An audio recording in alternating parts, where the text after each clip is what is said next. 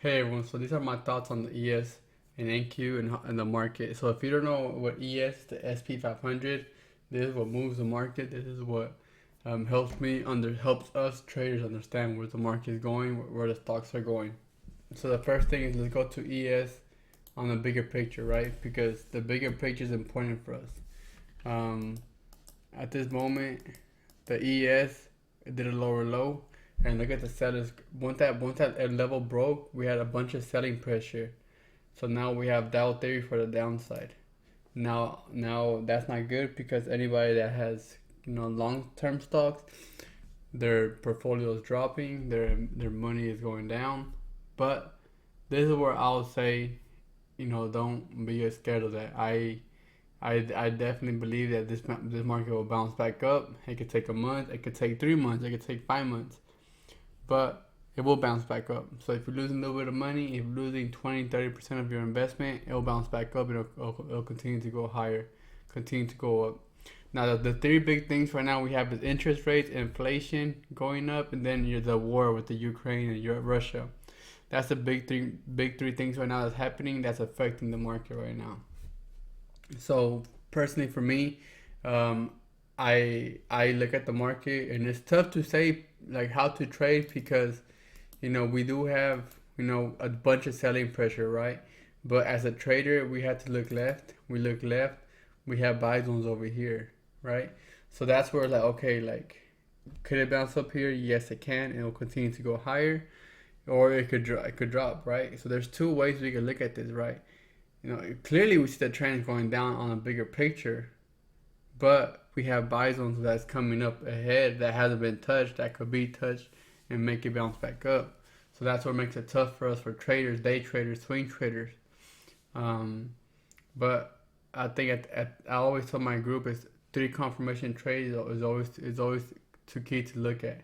If you see three confirmations, go for it. If you don't, then don't go for it. I think I think the market's going to continue to go down. The reason why I say that is because if you know what the VIX is called the volatility. This is how the market moves, right? If you know your patterns, we see a cup and handle right here. So if this area breaks, we have more room for the upside. We have a sell zone here. If that area breaks, we have Dow theory more room for the upside.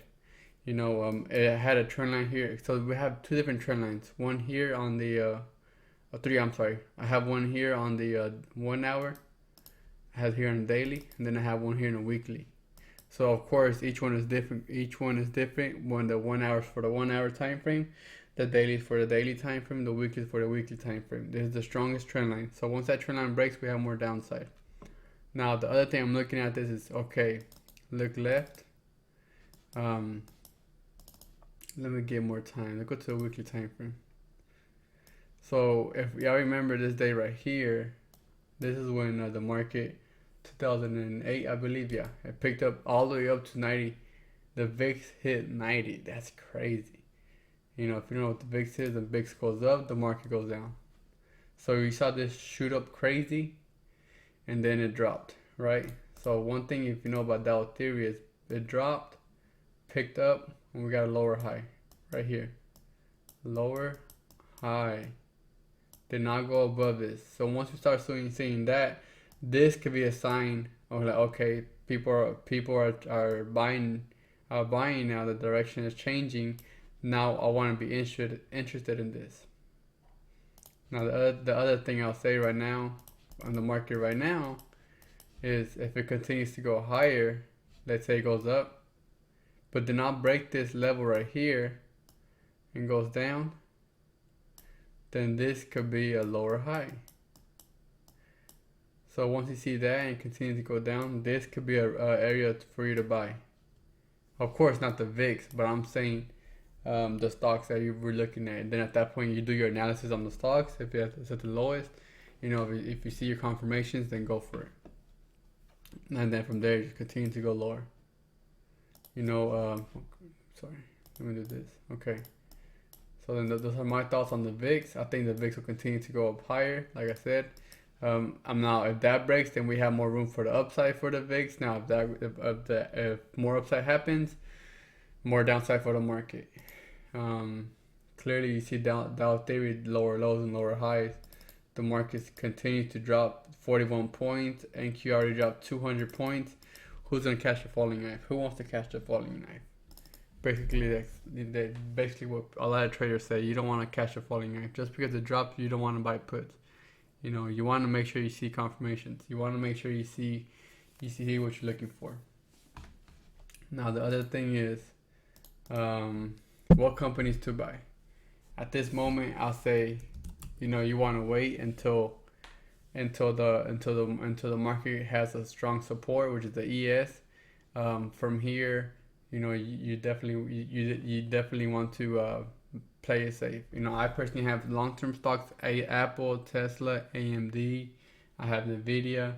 I have a lot of big tech companies that, you know, they're big companies that worth billions, close to $1 trillion, and I'm losing money right now, which I'm fine with that because I have it for long term.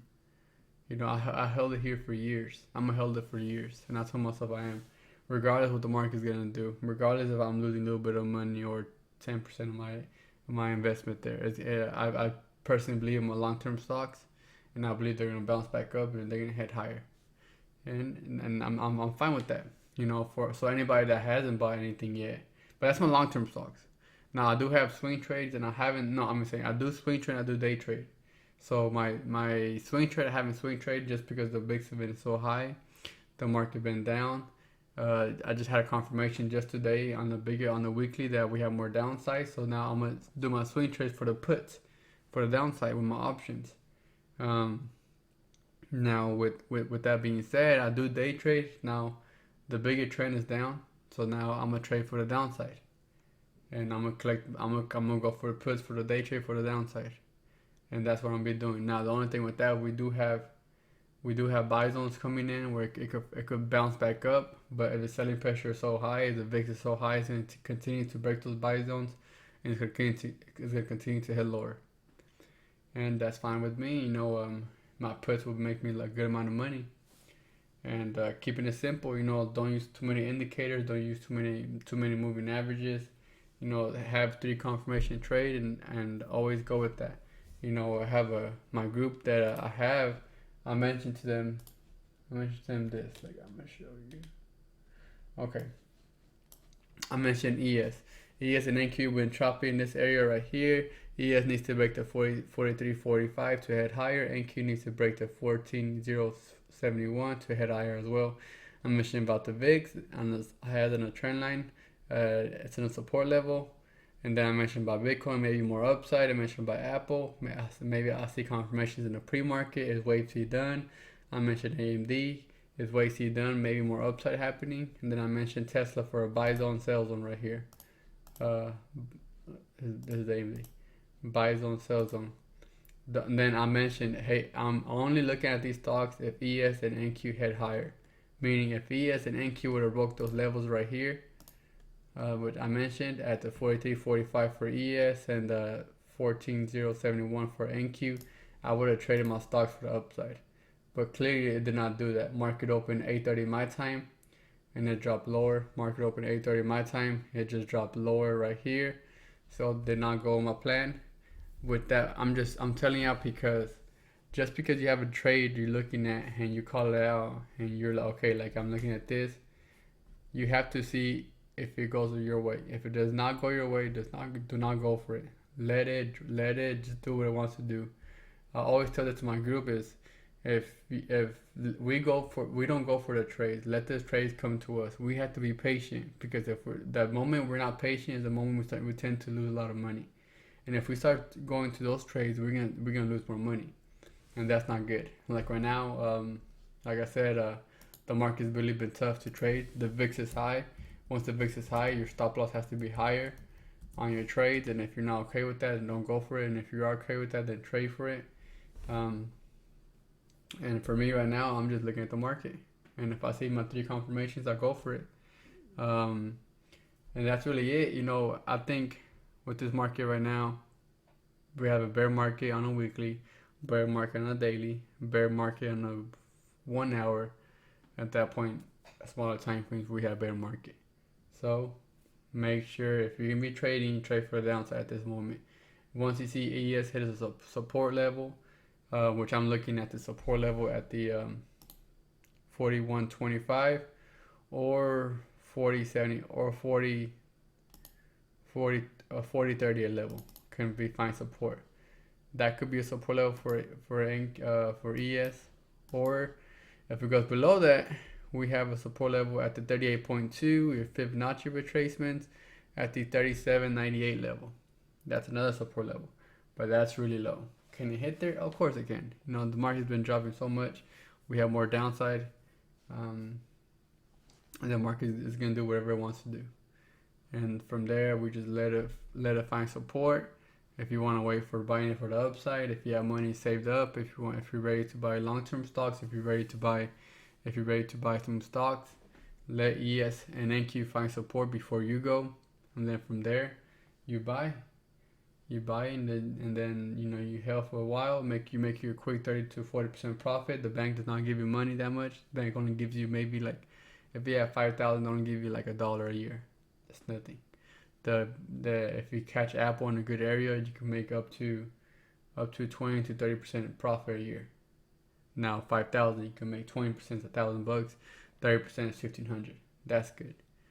But that's it. So if you have any questions, just comment down below, and I'd love to help you out.